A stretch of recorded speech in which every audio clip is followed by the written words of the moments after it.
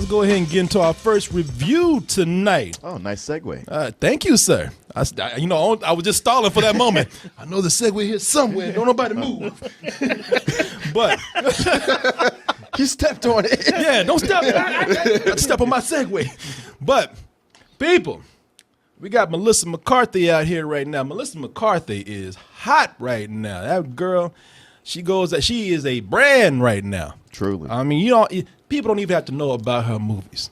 People just see her name on the marquee. They see a trailer. They see a poster. They go wherever Melissa go. They go like, man, I've been having a hankering to watch a fat woman fall down some stairs, and there it is. And she got you for that. There's not a Rebel Wilson movie out right now.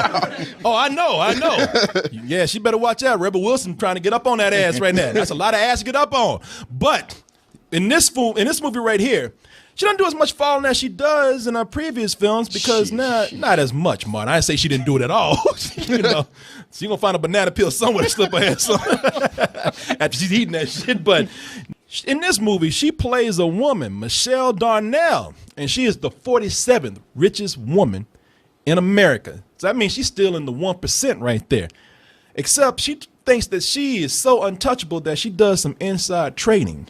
And her ex, who she screwed over in a business deal, business before romance, is the best finance. She says, hey, I don't care about this dude over here. I'm going to do what I want to do. And he says, oh, yeah, well, I remember how you screwed me over. And he reports her. She spends a little time in one of those, what do you call those summer camp prisons, those white-collar prisons? Club Fed. Club Fed. Mm-hmm. Gets out and realizes everything that she owned has been sold off, doesn't have anything to her name except the assistant that she screwed over, played by Kristen Bell. And that's the only person that she knows that she can go to actually seek help. So you get the fish out of water story of the rich 1% now having to slum it with the rest of us poor saps out there. Now, as I was saying, Melissa McCarthy, thinking about Melissa McCarthy movies, if you talk about any of her films, they might be good, they might be bad, but everybody says, well, at least she's funny. At least she's a comic genius. I've heard that said, except for Tammy. Everybody says they're in agreement. She was an obnoxious bitch in that. But in every other film, they says, hey, you know what? I love her, even if the movie's not that great. Did you see this movie? Yes, I did. I'm looking at this movie right here. To say that it's artistically lazy is one thing. It's artistically selfish on her part. Melissa McCarthy, many might know that she has a husband named Ben Falco. Mm-hmm. And even this character was created at a time that she met her husband back when she was in a comedy improv troupe called The Groundlings. And that's her and her husband apparently after a 24-hour coke bender. I don't know what the hell they were doing, but her husband of many years must love this woman. He must dote on her something fierce. He directed her in one movie. It was Tammy, which did not do that well. Now he's directing her in this film. And in this film, which is written by her, directed by her husband, it is all about her. If the camera ain't on Melissa McCarthy, then everything else ain't shit. This is a movie where if it ain't on Melissa McCarthy, it's redone, rehashed, and reshot out. The scenes where it's just left for her to do what she wants to do while the camera just lingers on and on her, like the part that you saw when she was trying to get her teeth cleaning. Mm-hmm. You remember how that shit went on and on? It's just, improv people come in with this mentality of, you know what, if it's funny to us, then we just gonna keep doing it. It's hilarious. It's like that classic comedy gag. Who's on the ace-hole? Who's on my baseball? Who's on the ace-hole? Who's on my baseball? Oh, no, I think it's who's on first, what's on second, I don't know is on third, right? I think that's... No. I think you're on right ace-hole. Who's on my baseball? Hershey's. Oh, Negro, shut your ass up. He's the only one laughing at this shit. You said if you can't see it, she's getting the teeth whitening. The joke is like she's got all of her teeth exposed, so that's why you hear her like, and as you hear, the joke is that she can just make anybody do her bidding or, laugh at all her jokes, and that shit goes on and on. Well, that gag right there, that's indicative of way too much of the movie. Where there's a sight gag there, her with the extender in her mouth where you can see all her gums and her teeth. It's funny when you first look at it, or funny-ish, mildly funny. But instead of like just like going like, hey, we had a good sight gag, let's move on to the next thing. They go like, oh, somebody smiled. Well, let's just keep this going and keep it going and keep it going. Oh, yeah. And the movie does that with everything. Let's beat this dead horse. Yes. Yes. Oh, yeah. And, I mean, and it's horses that are already dead. It's like anything that seems like it could be sort of funny, they run it into the ground. And somebody does laugh. There was a dude in the movie. You talking about a dead horse. There was a dude in there just stomping like a horse, just laughing. Ha! It was. And the only time we laughed in the movie, we were laughing at that dude. We're laughing at him. One of those times where like somebody's talking all through the movie, I'm about to tell him to shut up, but then he was just laughing so hard. I'm like, damn, he's enjoying himself too much. Yeah, let somebody have it. Right, just because I'm mad, I ain't that much of an asshole. If he finds it funny, then let that stupid motherfucker have it. You sound like a fucking retarded. But this Y'all made out better than I did, man. The girl behind me was one of those ghetto black chicks. So the whole time it was that joke and it was, yeah, girl. I heard. Oh shit. Yeah, we can hear that episode. We can hear that. It was like a diversity of stupidity in there because the Indian woman behind me. I ain't even trying to be racist. Apparently, Indian people laugh differently. They laugh with an accent. Yeah, laugh with an accent. I was like, what the fuck? Any movie we go to that's a comedy, like no matter how lowbrow, stupid, unfunny it is, there's always people in those free screenings who laugh. Oh, who laughed? Who laughed? And something I did notice is like while people were laughing, the laughter wasn't as loud as it's been at some of the others. I don't know, because it was pretty loud around me, which surprises me. Because if you ain't Melissa McCarthy in the movie, then you're reduced to being a supporting actor, an overacting supporting actor in a bad sketch. And that includes talented people like Peter Dinklage, who's he's just reduced to being in a costume. Apparently he's fucked up right there. What am I doing to my career? God damn, what'd they do to him on set, man? I thought he played his role with a plumb.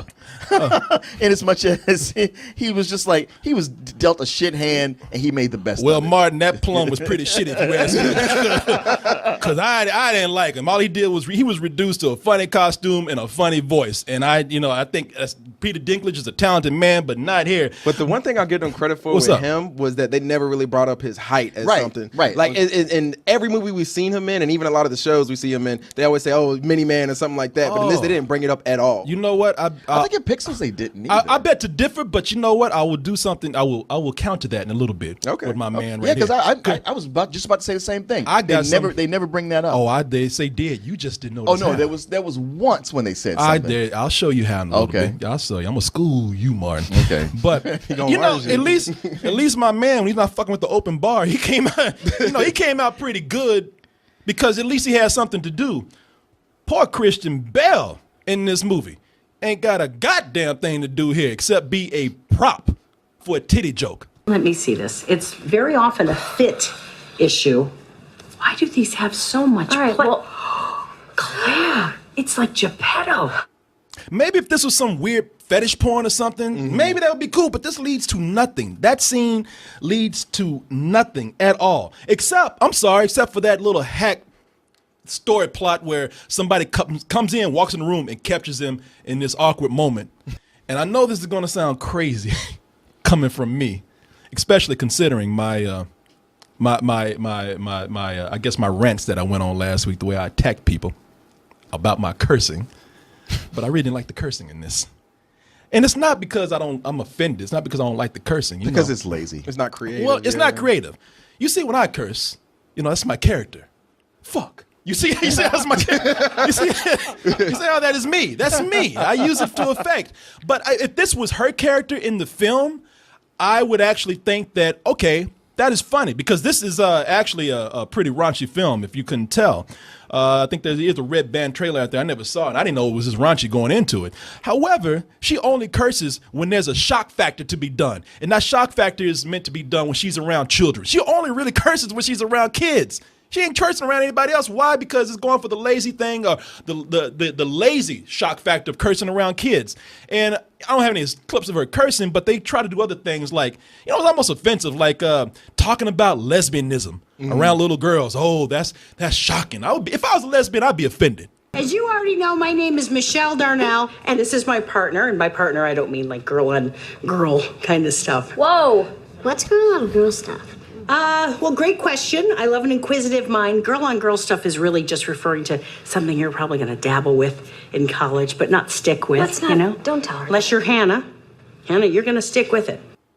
Like that's something wrong. And plus, I mean, we got girls younger than that coming out the closet now. True. You know, we got girls 3-year-olds telling their mama, I want some pussy. But you know, or maybe not. I don't think that's true. Or maybe not. You know how my mind thinks. But Mark, what you gonna say? You gonna say something? Sorry. Oh, I threw you off with that. Totally threw me off. Okay, while you're gathering your thoughts. The one thing I'll say about that, when you say she only curses around the kids, I thought she did that a lot because her main antagonist was always, with the children in that area. But one of the things I'd say about this movie, I mean, Melissa McCarthy wasn't that great, but all the bit characters that they had surrounding them, like the scout leader there, I thought she did an amazing job. I thought, I'm used to seeing her on like Bob's Burgers and things like that. So I was like, oh, that's her. And so I'm cracking up the whole time while I'm watching her. And a lot of these other people are coming from things like Upright Citizens Brigade and SNL and things like that. Mad TV. Yeah. So like they're doing, the people that are actual, comedians and solely comedians, I thought they did a good job in this. I'm sorry. Kristen Shaw, who you're referring to as a scout leader. Yeah. She's brilliant. And I've seen her do so much better. Like, watching her in this, that was one of the things that pained me. I was like, really? I was like, wow, this woman is extremely talented, and it's sad that she's been reduced to something like this. Is that just because Kristen it's going to be That's that's her. Kristen Shaw. Oh, Kristen Shaw, that's her. Yeah. Like you ever watch Flight of the Conchords? She has a great role on there. You see how much range she has, and she's even on what's the show, Last Man on Earth. And so here, she just makes awkward faces. The only time that I kind of laughed, and here's the thing, like I don't really appreciate that Melissa McCarthy does the all the fat jokes and the fat comedy. I know that sounds weird coming from me, as crazy and mean as I can be sometimes, but I don't like this whole idea that fat people have different physics than other people. Sure. Like when fat people fall, that's they eat all the time, they fart all the time, and when they fall, it's funny. They don't break bones. like they don't get like injured. rubber. Yeah. Well, they got all that blubber on them, man. They just bounce right back up, don't they? No. And she used to do that, and we really got sick of it. And then it seemed like she was starting to move away from it, especially with Spy, where it had none of those jokes at all.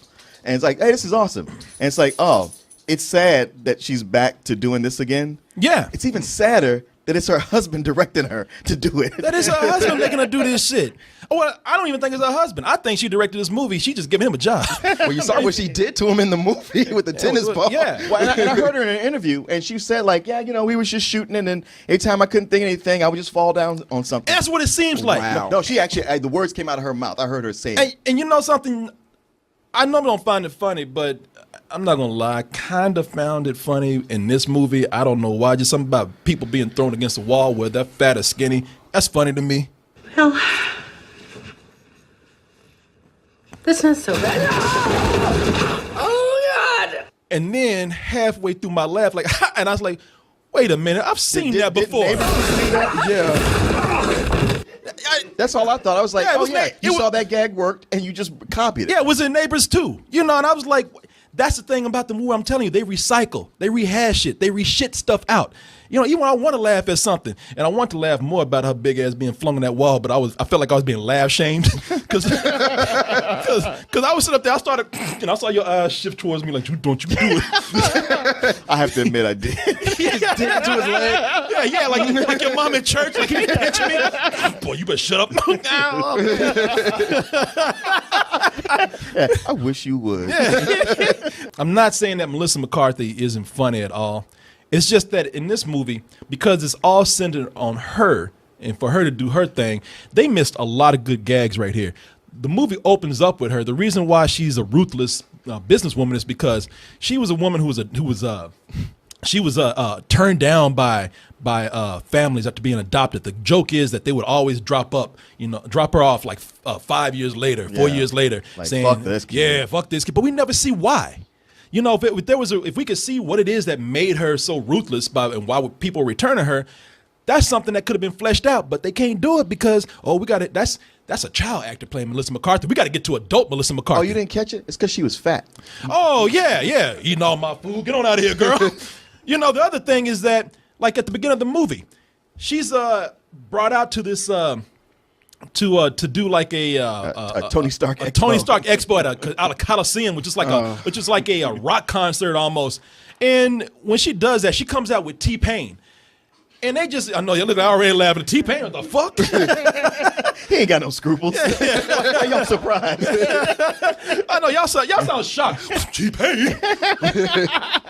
Why T-Pain? Why? She must have been holding his family hostage. I got your family in the basement. No, that brother came out for the money, and that makes it even cheaper. He just came out for a money grab, and they could have even made that funny had it been her being the ruthless businesswoman that she is, maybe slapping him backstage or something, being abusive to him because that's her nature, and then it could make something out of the star appearance too. But no, they don't do it. Why? Because the attraction here is her coming out and rapping. Melissa McCarthy rapping. That's the joke. Everything that could have been clever has to come full circle to her, and you miss out on a lot of clever things here. Biggest problem here, she's working with her husband. If you ask me, they wrote this together. He's directing it. He is no Paul Feig. Say what you say what you will about, did I say that right? Paul Feig? I think Feig. Okay, I thought I was being homophobic saying that. Paul Feig. Feig. Now it's Man, homophobic. you were projecting like a motherfucker tonight. I just want to make sure I'm okay, man. It's okay to say fag. Okay. All right. Or phage or feig or whatever you want to say. Whatever. I'm just going to call him Paul F. Paul Oh, F. Jesus. He's directed her in Bridesmaid, one of her big debuts. Right. And a couple other films. And she's in Spy. And so when you have her working with that guy, He knows what he's doing. he knows even in some of his worst films, he knows what he's doing with her better than she's being done in this movie right here. Without her working with him, I think her comedy's out there just to flounder a little bit. Melissa McCarthy is not the best part of this film, even though they make her the main focus of this because, she's the boss. I don't understand, maybe just a different opinion, but I really liked all the extra side characters in there and some of the jokes that they were able to pull out that she basically ended up ripping off to make it come back to her. The other thing that you guys brought up was that them basically ripping off Neighbors and then them also ripping off Anchorman when they had that big fight in the middle of the movie for no reason. Yeah. So, basically this movie, it steals from literally every comedy and does not do it any better than anything else that we've seen in recent years. It wasn't Spy, which I loved, and it wasn't Tammy, which I thought was atrocious. With this, I got to give this movie a rental.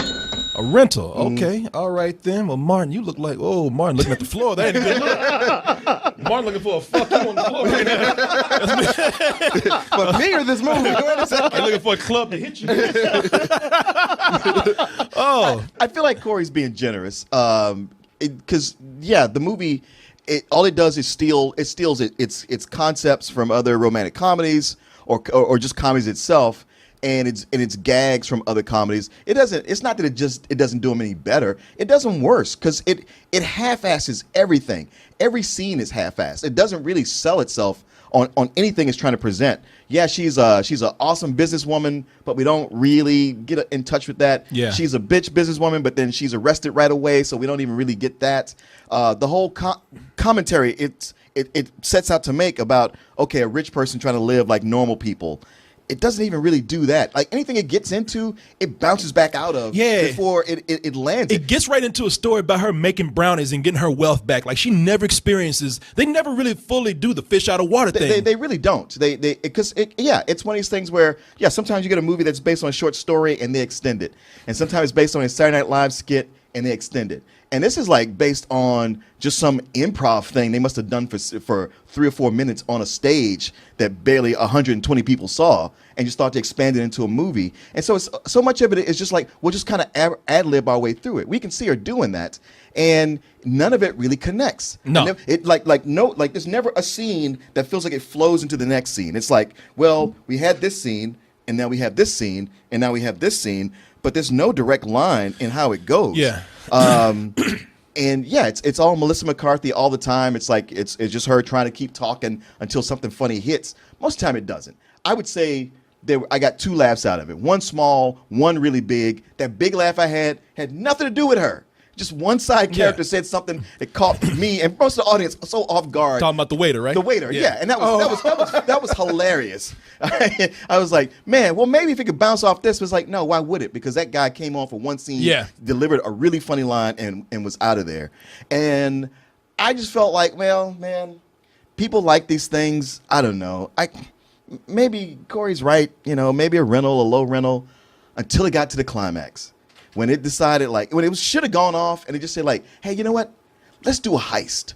And it's like everything from that point on, that climax, that was serious fuck you territory. Wow. Fuck you is what you're giving. No, I'm giving it some old bullshit. Okay. It averages out to some old bullshit. I see the laugh plus the fuck you equals a bullshit. Yeah, it equals a bullshit. Okay. And man, did it bother anybody else that she kept wearing the sweaters on up to her chin? I looked that up while she did it. Okay, because they never mentioned it. They never mentioned it, and I thought maybe it was just like a power move for her character. I was wearing the certain thing like Steve Jobs. Right. But she had on a neck brace the whole movie.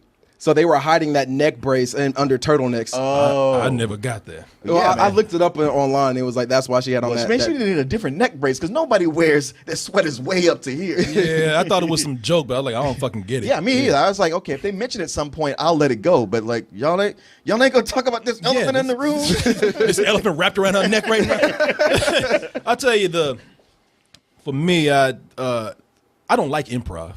And I know these people come from improv, and I'm not holding that against them completely, but this was like being at an improv show that lasted for an hour and 30 minutes that I couldn't leave from. I was pissed off watching this. I hate this movie. Damn. I fucking hate this film. I'm gonna tell you right now, I fucking hate this film. Mm-hmm. I hate this film with a passion. But I do understand, you're right. Tried to whistle. I hate this fucking film. But I'm a fair man, and I know this movie is for certain people out there. I know that it's just not me. It's people just want to laugh. They ain't looking for a deep story and shit, and good, because you ain't getting it here. But I know that for the people who do go to see Melissa McCarthy, for Melissa McCarthy, well, you're getting it. And I'm not going to say that she's not giving you what you expect. She is funny. But for me, I would normally give it a fuck you myself, but I'm going to be fair to you fans and give it some bullshit. There you go. Here's a gift for you. Hey, this is my gift to you. Don't you ever say that I'm not kind, man. Because I'm going to tell you something. I'm going to give it to you. The reason I'm going to give it to you is because you're damn near retarded. Damn. I know. You don't know no better. We feel sorry for you. You don't know no better. I'm not even lying. That Mr. Horse that's laughing. He had trouble catching his breath. He was laughing so hard. I think it says something that when I was walking out, because I walked out a little early, and I said, I got to look at this man. He was sitting in the handicap section. Yeah, he was in the handicap section, and he was in the right place, because I looked down at him, and sure enough, it was a senior citizen, mentally challenged man that was doing all that laughing. So hey, it's for somebody, right? Better than sex for him. You're better than sex. Because this is the most sex he's getting. Right, it's better than any sex he can remember. I know it sounds mean, but I speak the truth. I was there. I bear witness. Yeah, thank you.